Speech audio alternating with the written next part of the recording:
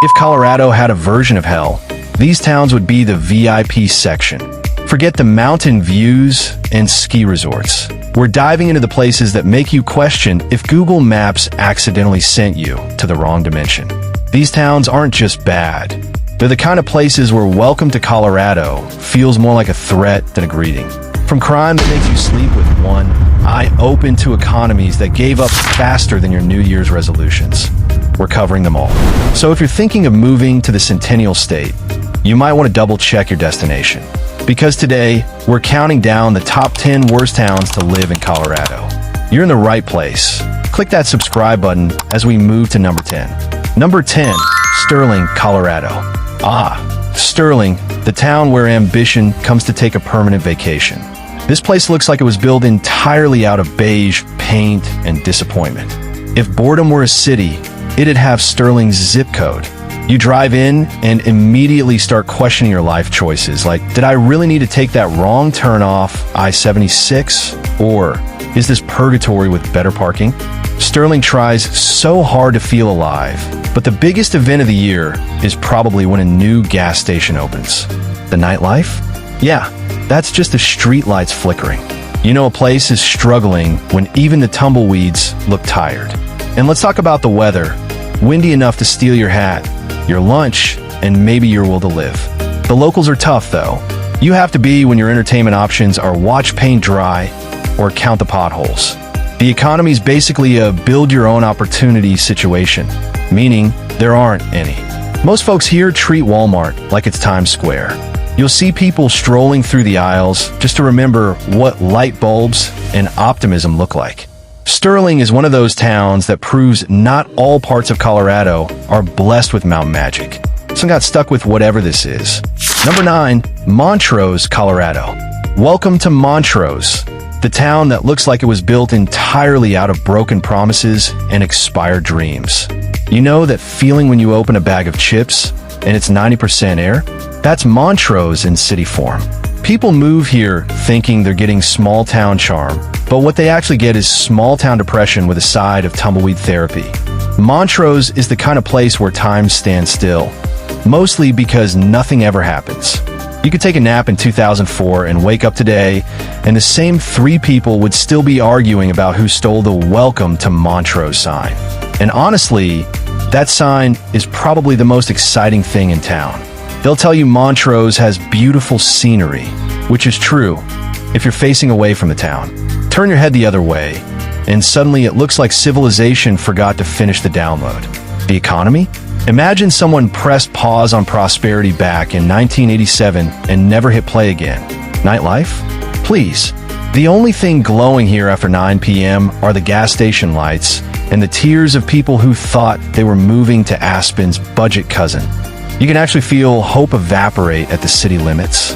Montrose isn't a bad place because it's dangerous. It's bad because it's so painfully average it hurts. It's the kind of town that could lose a fight to a screensaver. Number 8, Trinidad, Colorado. Trinidad, the town that proves not every place with mountains is worth visiting. This place feels like Colorado's "Are you sure?" button. You know how Google Street View lets you drop the little yellow man anywhere? Drop him in Trinidad, and even he'll try to crawl back into the toolbar. Trinidad looks like a postcard from the 1950s that someone forgot to update. Half the buildings are still waiting for the rest of civilization to show up.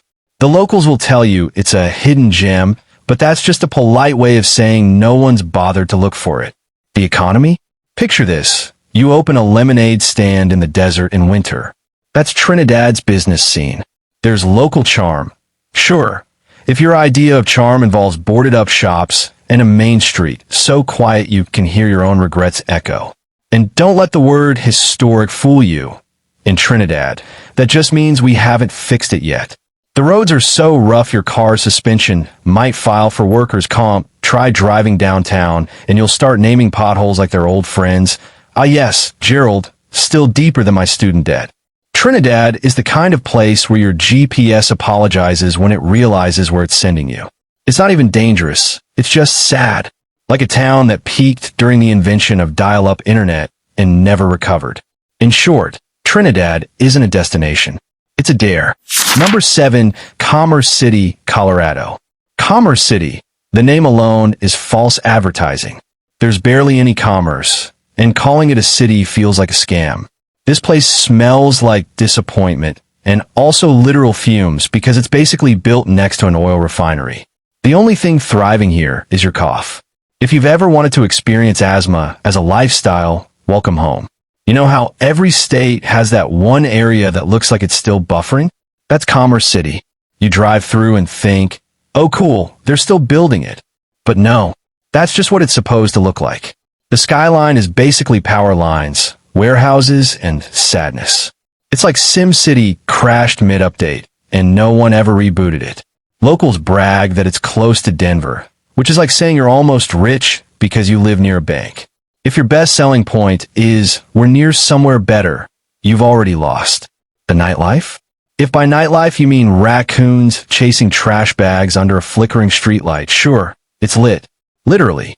Because something's always on fire somewhere. The crime rate? Let's just say even the cops drive faster through here than anyone else.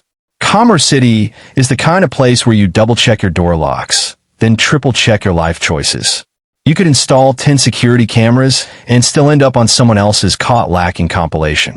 And the smell. Dear God, the smell.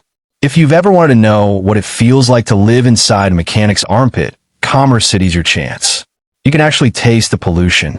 They should replace the welcome sign with a bottle of Febreze and a refund form. Even the weather here feels personal.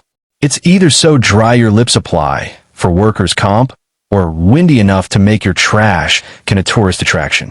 The wind doesn't just blow, it bullies you.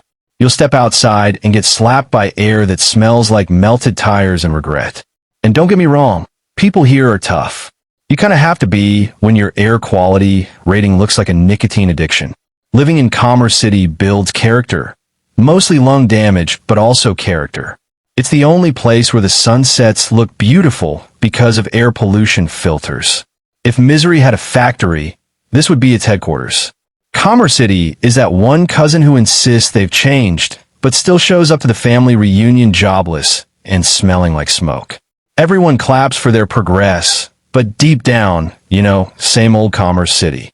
Number 6, Alamosa, Colorado. Alamosa, or as I like to call it, the middle of nowhere, Colorado edition. It's not even a town, it's a test of patience. You ever drive through somewhere and think, man, I hope I never get a flat tire here? That's Alamosa. The only thing flatter than the landscape is the economy. They'll tell you it's peaceful, but that's just code for nothing happens, ever. The entertainment options are so limited you will start naming the tumbleweeds for company. Friday night fun means watching the train go by, if it even shows up. And don't let the beautiful mountain views fool you. Those mountains are 50 miles away, like hope. You can see it, but you'll never reach it. Alamosa's job market is so dry, even the unemployment office looks bored. The weather? It's either freezing cold or, why is the sun attacking me? Hot. There's no in between. You'll wake up one morning with frost on your window, and by noon you're questioning your deodorant's faith in you. Living in Alamosa feels like being stuck in airplane mode. No signal, no excitement, no escape. They say small towns build character, but in Alamosa, they just build excuses. Every plan here starts with maybe next summer and ends with nah, too windy. You'll meet locals who've been just about to move for 15 years straight. Even GPS gives up on you here. You'll type things to do in Alamosa, and your phone will respond, are you sure you're okay? It's that kind of town where time moves slower, your Wi-Fi disappears, and even hope takes a vacation. Wait. You've made it this far and you're still not subscribed? That's crazy. You've been laughing, nodding, judging, maybe even Googling cheap apartments far from these towns, and you still haven't hit the button? Come on now. That's like eating a restaurant, loving the food, and then sneaking out before tipping the waiter. Don't do me like that. Hit that subscribe button. I'll even wait 5 seconds. Go on. I'm serious. I'll stare awkwardly at the camera till you do. Alright, done? Good. Now let's move on before Colorado itself files a complaint about this video. Number 5, Grand Junction, Colorado. Grand Junction, the city that sounds fancy until you actually see it. Grand what? Junction where? It's like someone named it during a meeting that ended with, yeah, whatever, that'll do. You show up expecting something majestic, and boom, it's just heat, dust, and sadness holding hands. This place is like the halfway point between civilization and why did I move here? The locals will tell you it's got great weather, but that's because their brains are fried from the sun. It's 104 degrees in the shade, and the shade doesn't even work right. You can cook an omelet on the hood of your car, and you probably should because the restaurants aren't giving much either. Driving through Grand Junction feels like entering a time warp. Half the town looks like it's still waiting for the 80s to end. You'll see a Radio Shack sign and think, wait, are we in a museum? The nightlife? Oh, you mean that one Applebee's that stays open until 10:15? Yeah, wild times. And don't get me started on the people. Every conversation starts with, well, back in my day, because apparently their day never ended. You can actually feel your dreams aging here. It's like a retirement home for ambition. The crime isn't even exciting, it's just weird. The kind of town where someone will steal your lawn flamingo and try to sell it back to you at a yard sale. Grand Junction's motto should be, we're not the worst, but don't test us.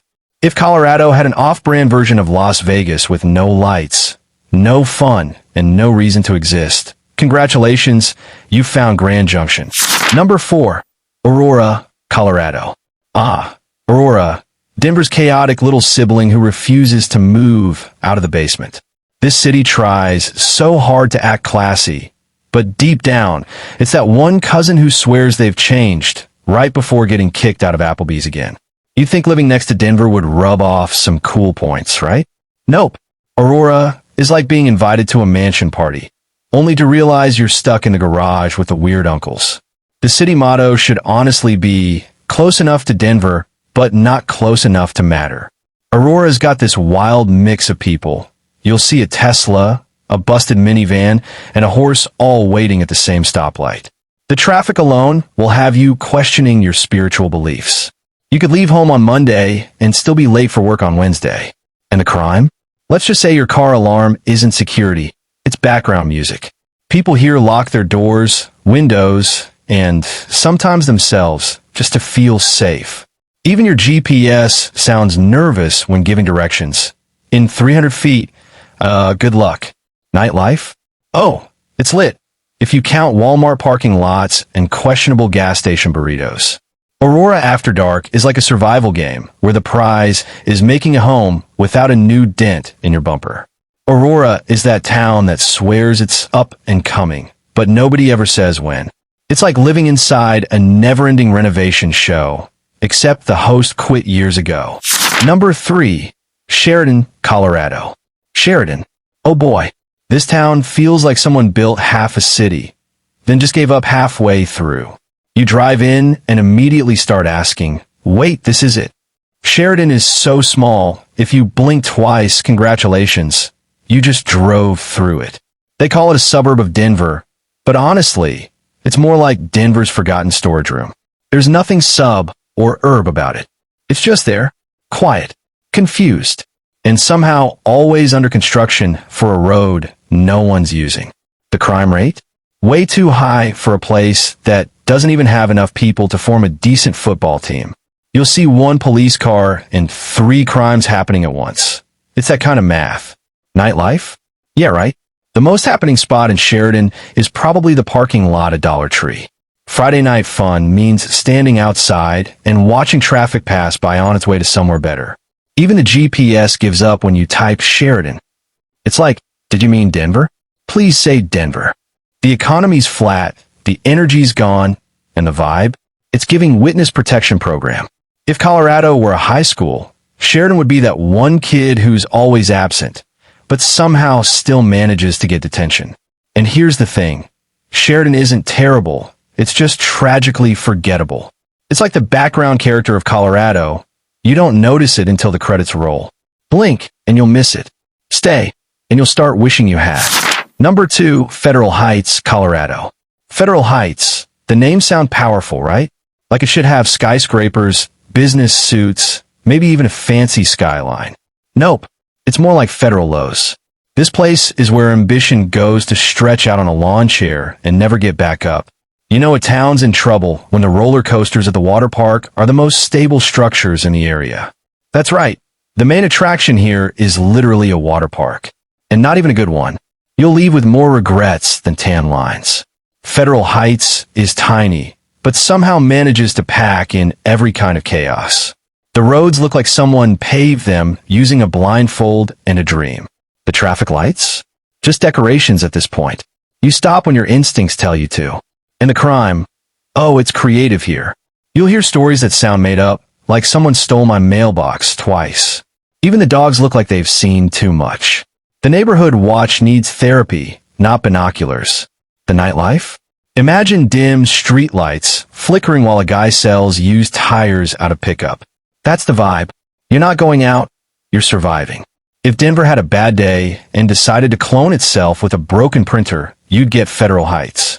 It's small, messy, and somehow proud of it. Federal Heights is living proof that not every height takes you upward.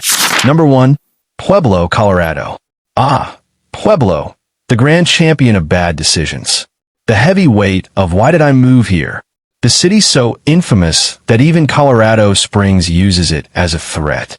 You know it's bad when people in commerce cities say, at least we're not Pueblo. Pueblo is like if someone took all the chaos of America and squeezed it into one zip code. The crime rate is so high, even the pigeons travel in groups. You lock your doors, your windows, and probably your soul. The local news is basically a true crime podcast that never ends.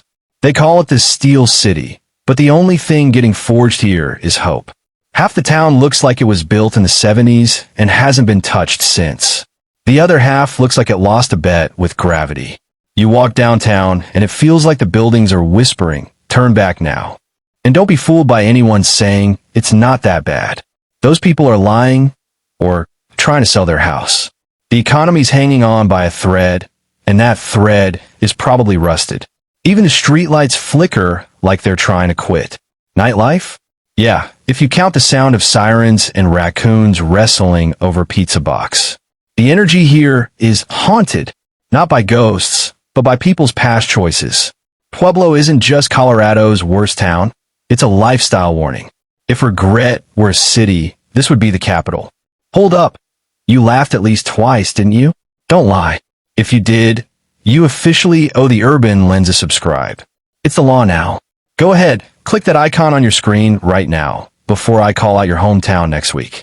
Don't test me, I will find it. And if you already subscribed, you're safe. You're family now. I'm the Urban Lens. Thanks for watching, and remember, if your town didn't make this list, just wait. It probably will.